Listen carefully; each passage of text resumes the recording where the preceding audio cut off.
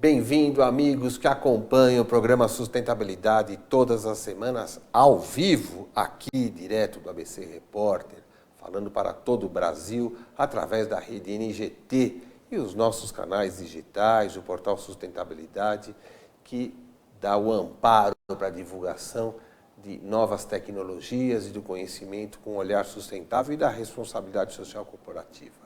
E para falarmos sobre novas tecnologias, o impacto delas no mundo e a necessidade do Brasil envolver e entender esta dinâmica, temos aqui uma pessoa especialista no tema, que é o Gabriel Sinchak, que falará sobre as missões econômicas que ele leva mundo afora, especialmente nos grandes centros. Gabriel, obrigado por ter vindo. Muito obrigado, Roberto. Bom dia, tudo bem? Tudo beleza. Bom, você leva missões econômicas para Israel, China, Estados Unidos, que são grandes mercados, né? Existem DNAs diferentes nesses locais. Qual é a função do seu trabalho para apresentar esses mercados? Roberto, muito obrigado. Um grande abraço a todos os telespectadores e internautas, todos que estão assistindo este programa, né? O trabalho da nossa empresa, a Zoar, é uma empresa de missões econômicas que tem como seu principal objetivo levar empresários brasileiros para conhecer e visitar centros de tecnologia e ecossistemas de startup, de empreendedorismo nos mais evoluídos e mais desenvolvidos lugares do mundo. Geralmente nós temos feito missões econômicas para Estados Unidos, a região do Vale do Silício, né, aquela região na Califórnia, nos entornos de São Francisco, Israel e China. E estamos também programando para algumas outras localidades, como Portugal, em Lisboa, existe um grande evento em novembro chamado Web Summit, que é um grande encontro de venture capital, de empresas de capital de risco, grandes investidores e startups. Vamos também para conhecer o ecossistema de Barcelona, que é o terceiro melhor da Europa. E temos programado para o próximo ano visita para alguns outros centros de inovação e tecnologia no mundo, Ásia, Europa, Américas, né? Esse é o nosso objetivo. É interessante porque a visão brasileira ainda está um pouquinho amparada no século XX, né? Tanto que a gente tem ainda alguns estudantes que ainda têm o pensamento cubano como um modelo de negócio. E quando a gente olha os anos 80, quando as novas tecnologias estavam começando a florescer, países como Israel, que você bem dizia, tinham inflação altíssima, não tinha água, não tinha nada, nem país tinha, porque tinha mal acabado a guerra, e eles deram um salto, né? O brasileiro está ainda preso nisso, não enxerga esta visão da amplitude, da visão 360 graus desses mercados? Olha, Roberto, eu tenho a oportunidade nessas missões de perceber e sentir, junto com o grupo de empresários que vem comigo, esse impacto quando eles chegam a um desses ecossistemas de inovação e tecnologia, esses países que criaram esse desenvolvimento e esse empreendedorismo e esse avanço tecnológico. Eu consigo perceber assim claramente o quanto que eles ficam expostos, o susto e esse gap, essa distância que eles comparam com a realidade no Brasil, principalmente quando se fala na questão do empreendedorismo. O caso de Israel é muito interessante. Israel é o Startup Nation, é a nação empreendedora. Existe um livro com esse nome, né? Recomendo a todos que quiserem, que tiverem interesse de ler. É um livro muito interessante porque explica como você mencionou, Roberto, como Israel passou de um país onde faltava água, faltava alimentos, faltava comida, sem petróleo, faltavam fontes de energia. As pessoas não tinham emprego, poucas empresas. Faltava até uma estrutura como nação, né? No aspecto, porque estava tudo desarticulado, né? Não havia um mercado em área nenhuma articulado, né? Exatamente. E como realmente, de 30 anos para cá, Israel conseguiu dar essa virada, dar esse salto em busca de um desenvolvimento tecnológico. E hoje Israel exporta startups, né? Israel vende suas grandes startups para grandes empresas no mundo, empresas americanas, europeias e asiáticas, vão a Israel para fazer compras, para comprar tecnologias, prototipar as novas tecnologias e trazer inovação para os seus grupos nacionais. Israel também exporta água. Israel virou um país... Isso é uma piada, né? Pois é, virou um país superavitário em água e exporta frutas, flores, né? E exporta também grandes pensadores, né? Israel hoje tem pelo menos 5 universidades entre as 100 melhores do mundo, universidades que já têm prêmio Nobel, né? Universidade de Jerusalém, Universidade de Technion, na cidade de Haifa, Universidade de Tel Aviv e a Universidade Ben Gurion em Beersheba são universidades de nível internacional que estão desenvolvendo o futuro, né? Existe uma área muito interessante na Universidade de Tel Aviv, onde eles estão criando um departamento de Food Tech, tecnologias para os novos alimentos. E eles estão criando a carne artificial, a carne sintética. Eles sabem que não vai ter... Não vai poder desmatar, não vai poder ter boi e tal, então vamos resolver água para alimentar o boi, né? Exatamente. E me diz uma coisa, quando a gente fala também nesse aspecto de Israel ter esta dinâmica de empreender, né? Quer dizer, não deve ter tanta gente, como a gente dizia, associado a uma empresa de terceiro. Todo mundo quer ser a sua própria empresa, né? Isso foi mudando a característica do cidadão, digamos assim, israelita? Exatamente. O cidadão israelense, primeiro uma informação que é interessante, em Israel todos os jovens são obrigados a fazer exército, os meninos e as meninas. As meninas também? Pois nem elas ficam fora desta obrigação civil, né? Os meninos ficam aproximadamente 3 anos, as meninas 1 ano e meio, né? Entre os 17, 18 até os 20, 21. E durante o período do exército... Esse papinho chato machista lá, ele nem tem isso daí, já vamos direto para... É isso aí, elas sabem se defender, sabem atirar, autodefesa, perfeito. E aí o que acontece é que durante o exército, eles não só têm a preparação militar, mas eles também têm aula no exército. E uma das melhores matérias são as aulas de empreendedorismo. Então, no próprio exército, eles aprendem como montar uma empresa, como desenvolver, e não... Depois do exército, eles vão para a faculdade, né? Ficam 3, 4 anos fazendo o seu curso superior. E terminando a faculdade, eles vão buscar montar sua própria empresa. Alguns, lógico, vão tentar uma carreira corporativa, buscar um emprego, dependendo da área de atuação. Mas ali a vocação do cidadão já está mais ou menos, começa a receber e delinear o caminho, né? Exatamente, nesse momento. Roberto.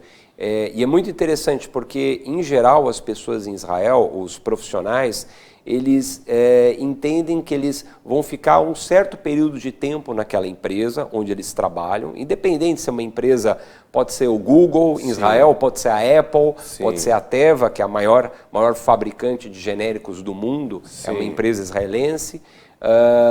Ele pode ficar lá 3, 4, 5 anos, mas depois ele vai querer mudar. Ele vai querer ou ir para uma outra empresa para ter uma outra experiência, ou ele vai querer empreender, criar sua própria empresa, sua startup e se desenvolver dentro desse ecossistema de empreendedorismo em Israel. Hoje em dia a China é o maior centro consumidor do mundo. Correto. Né? E não deixará de ser nos próximos 100 anos, pelo jeito. É verdade. Né? Como é que está a visão brasileira dos empresários? Como é que estamos enxergando essa oportunidade? Roberto, a China é um outro destino que eu costumo levar empresários para ter essa imersão, essa visão, essas missões econômicas.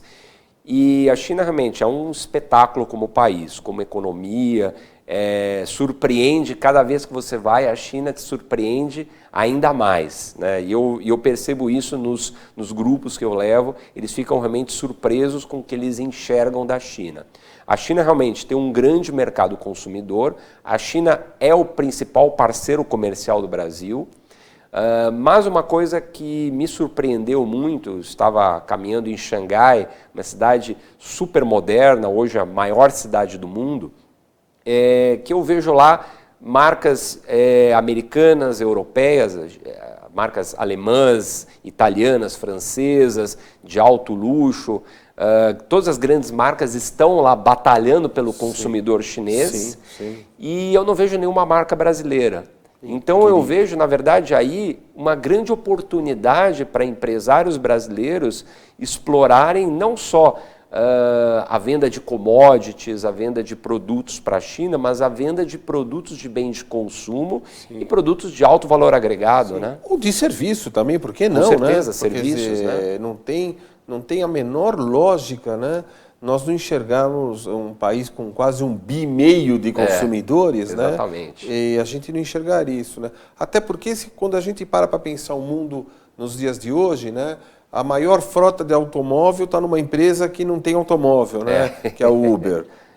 Quer dizer, nós temos a maior rede de hotéis, a empresa não é hoteleira. Exato. E a gente não está enxergando essa dinâmica, né? Com certeza. Falta romper isso, porque a cultura brasileira é um pouquinho retrógrada? Na minha opinião, sim. Eu acredito que falta abrir mais a economia brasileira, compreender novos modelos de negócio. Eu acredito que esse momento que o Brasil vive é exatamente o momento de você revisar modelos de negócio, revisar os objetivos de cada empresa e se compreender dentro do jogo internacional. Certo? O empresário brasileiro e os executivos brasileiros, eles precisam participar mais ativamente do jogo internacional. Não ter nenhum problema em negociar com chinês, com israelense, com americano, sul-coreano, japonês. O brasileiro precisa jogar esse jogo internacional e compreender isso dentro de um novo modelo de negócio, dentro de uma nova economia, né? Isso que é muito importante.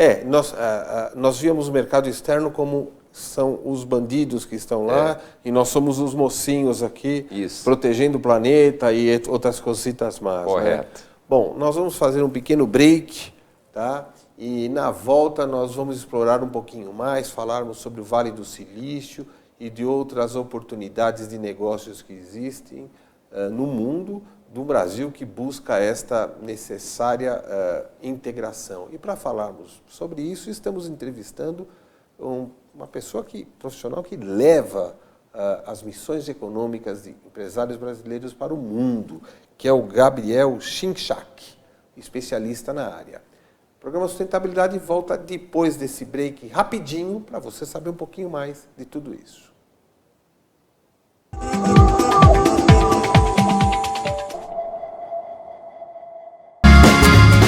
Viaje mais! Prepare-se para conhecer os mais belos lugares do planeta, de segunda a domingo em 2 horários, às 13h30 e à meia-noite, na rede NGT Canal 48 Digital e na TV Grande ABC Canal 3 NET.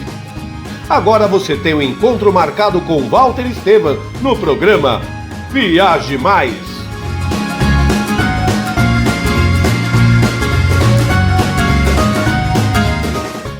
Juliana Flores, você está a um clique de deixar alguém ainda mais feliz. Entrega de presentes, flores e momentos únicos em até 3 horas em todo o Brasil. Juliana Flores. Pior que não ler jornal é ler apenas um jornal. Leia, assine e anuncie no Jornal ABC Repórter. 4224-4789. Se você é notícia, foi ou vai ser, ligue para a nossa redação ou mande um e-mail para redação@jornalabcreporter.com.br. ABC Repórter, o diário. www.jornalabcreporter.com.br. Ei, quer saber como escolher a sua escola de inglês? Não pergunte pro boneco do posto. Não pergunte pra esse monte de gatos da sorte. Não pergunte pra essa estátua. Nem pra esse cara sem boca, né? Não pergunte pra essa boneca havaiana, pra essa turminha aí ou pro rapaz dessa foto. Mas esse balão de barba vai saber, né? Nah. Pergunte pra quem já faz IASIG e faça a escolha certa. Agora no IASIG você pode falar direto com nossos alunos e pais de alunos tirar suas dúvidas e descobrir todos os motivos para estudar inglês aqui. Fale com a gente, fale com o mundo. IASIG, você cidadão do mundo. Welcome to Bilingual School, Brasil, Canadá, São Caetano do Sul. Aqui as turmas são formadas reduzindo o número de alunos na educação infantil com apenas 16 por classe, garantindo atenção individual a todos, infraestrutura com berçário exclusivo e atendimento diferenciado, enfermeiras fisioterapeutas com horário amplo. Avenida Presidente Kennedy 1715, Santa Paula, São Caetano do Sul. Ligue 4318-5818 ou 99555-4400. Brasil, Canadá, educação infantil e bilíngue.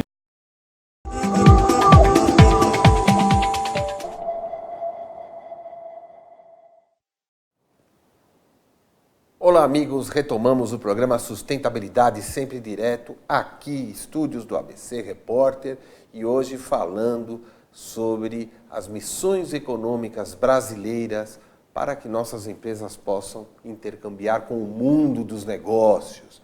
Para falarmos sobre isso, uma pessoa que leva empresários para os grandes centros de negócios do mundo, que é o Gabriel Sinchak, que formado em administração, pós-graduado em Berkeley e tem uma experiência muito grande sobre isso. Gabriel, você frequenta e frequentou já há um bom tempo o Vale do Silício. Correto. Né? Você chegou lá no momento da ruptura, digamos assim. É verdade. Né? Como é que é essa experiência de brasileiro chegando lá? Como é que é essa parada lá? Roberto, eu tive algumas experiências no Vale do Silício muito interessantes. Primeiro, em 2002, eu fui morar lá no Vale do Silício, na verdade, na cidade de Berkeley, que fica no East Bay, né? Fica ao oeste no leste da Baía de São Francisco. A Universidade de Berkeley, do ano de 2002, eu fiz a minha pós-graduação em marketing lá. Tive colegas de vários lugares do mundo estudando comigo. Foi uma experiência incrível. Mas foi muito interessante porque eu peguei uma época de vacas magras do Vale de toda a região lá do Vale do Silício, da San Francisco Bay, porque tinha sido um pouco depois dos acontecimentos do 11 de setembro nos Estados Unidos, e também foi um pouco também depois do primeiro estouro da bolha da internet, no final do ano 2000. Sim. E que foi uma ducha de água fria. Parecia que aquele negócio não ia rolar muito, esse papo de internet, não vai colar isso. Exatamente. Que realmente foi um momento de discussão exatamente sobre os modelos de negócio das empresas.com. E foi o momento que a primeira vez eu ouvi falar numa startup, né? O termo de startup eu escutei pela primeira vez naquela época com professores que eu tive lá na Universidade de Berkeley. Eu ia de vez em quando, descia lá para a região do Vale do Silício mesmo, onde fica a Universidade de Stanford, onde fica Palo Alto, fica Mountain View e outras cidades assim ao sul de São Francisco. E depois tive a oportunidade de voltar outras vezes, e ano passado, quando eu estive num Vale do Silício totalmente inverso, um Vale do Silício bilionário, com grandes empresas, com grandes negócios acontecendo, e eu tive realmente essa oportunidade de levar grupos brasileiros, de empresários brasileiros, para ter essa experiência. Esse choque cultural. Esse choque cultural, talvez na região que, na minha opinião, é a região mais importante do mundo hoje, né? Eu acredito assim, hoje que se você trouxer assim, buscar assim, empresas digamos, da velha economia, digamos, você botar Coca-Cola, McDonald's, hoje, digamos que essas empresas desaparecessem do mundo. A gente, sentir falta de tomar uma Coca-Cola, ir no McDonald's, ia sentir falta, mas imagina se amanhã desaparecesse o Google, a Apple, o Facebook, Intel, Oracle, Yahoo, mudar de planeta, precisa Twitter, sair daqui. Não, Airbnb, Uber, a gente já está perdido. São as empresas mais valiosas do mundo, mais importantes e essenciais para a nossa vida, para a nossa economia. Né? Eu queria até deixar uma informação aqui para o internauta. O ano passado, o valor a gente até comentou isso aqui, o valor da Tesla, que fabrica 1% de veículos do que produz, a Ford, o valor de mercado das ações da Tesla é o mesmo que da Ford. Quer dizer, os caras produzem 1% de automóvel de uma outra empresa e tem um valor igual. Ou seja, economia velha, como você falou, correto, e economia nova, né? Você esteve na exatamente. Tesla? Sim, o ano passado eu tive a oportunidade de visitar a fábrica da Tesla, conheci os carros, é uma empresa espetacular, é uma empresa realmente muito antenada com o futuro. E o que é interessante do conceito da Tesla, até nesse pensamento sobre o carro elétrico, que tem muito a ver com o próprio tema do seu programa, sim, Roberto, sim, sustentabilidade, sim, é o pensamento que a Tesla ela não apenas ela pensa no consumo do carro, da eletricidade. Vamos trocar a gasolina pela eletricidade. Mas a eletricidade pode vir do carvão, da energia nuclear, solar, de fontes sujas, né? Sim. Pode vir de fontes limpas, energia eólica, fotovoltaica, mas pode vir de energia hidroelétrica também, mas pode vir de energia suja. Sim. E a Tesla pensa nesse ciclo, realmente. Então, ela também investe em painéis solares, em energia fotovoltaica, em storage, em armazenamento dessa energia. Então, eles pensam no conceito completo e é um carro maravilhoso, é um carro, o mesmo design da Ferrari é aplicado na Tesla. Então, é um carro espetacular. O amigo internauta que acompanha o nosso programa sabe que você pode comprar uma casa nos Estados Unidos com um telhado fabricado pela Tesla, né, que vai absorver a energia solar e você vai carregar a bateria do seu automóvel na garagem, né? Então esse é o pensamento 360 graus, exatamente, incrível, né? Muito bom. Esse pensamento de sustentabilidade, ele está ligado também a outros países, né, onde a tecnologia rola assim como uma ferramenta já indiscutível. Como é que é essa visão da sustentabilidade em Israel? Como é que é na China? Vou começar um pouquinho falando sobre a China, porque nós falamos sobre a Tesla, eu vou falar sobre o concorrente da Tesla, que é a BYD. A BYD significa Build Your Dreams, em inglês, que é construa seus sonhos. Faça seu sonho, né? A BYD, na verdade, ela vende mais veículos que a Tesla. Ela fica localizada numa cidade chamada Shenzhen, que é o Vale do Silício chinês. Sim. E é uma empresa que ela conseguiu ajudar a resolver, ou pelo menos tratar um pouco esse problema da alta poluição das cidades chinesas. São cidades milionárias, assim, cidades com milhões de habitantes, e a BYD ela trabalha muito com ônibus elétrico. Ela tem carros elétricos, caminhões elétricos, mas eu vejo que a solução de ônibus elétrico pode ser uma grande solução para o mundo, né? Para as cidades no mundo que precisam resolver suas questões de poluição urbana. É verdade, né? verdade. E eles estão conseguindo, aos poucos, melhorar a questão da poluição nas cidades. Eu queria até deixar um abraço aqui para os meus amigos da Eletra, que fabrica aqui na região do ABC os ônibus elétricos que estão no corredor, né? Minha amiga Ieda Maria, que é vice-presidente da Associação Brasileira de Veículos Elétricos, que já deu um show de informação aqui, falando sobre essa dinâmica que o Brasil ainda caminha, mas precisa evoluir muito. E Israel? Israel, a questão da sustentabilidade também está dentro de um dos pilares do país, do desenvolvimento do país. Israel, desde o início, teve que buscar fontes de energias renováveis, né? O país está no Oriente Médio, mas não tem petróleo, né? Na verdade, agora eles encontraram petróleo no offshore, no mar Mediterrâneo. Sim. Mas isso foi de uns 2, 3 anos para cá. E gás, será que vai ser também essa profundidade tão grande quanto é de profundidade. Também? É de É bom profundidade, porque assim a gente vai offshore. trocar tecnologia um pouquinho, né? Exatamente. Com eles, né? Se não me engano, até na verdade é mais gás do que petróleo, né? É mais questão de gás. Mas assim, desde o início, o próprio Davi Ben-Gurion, que foi o fundador do Estado de Israel, ele sempre viu a necessidade de investir em energias renováveis, principalmente energia solar. Então Israel tem uma base de energia solar, ainda não é totalitária, assim,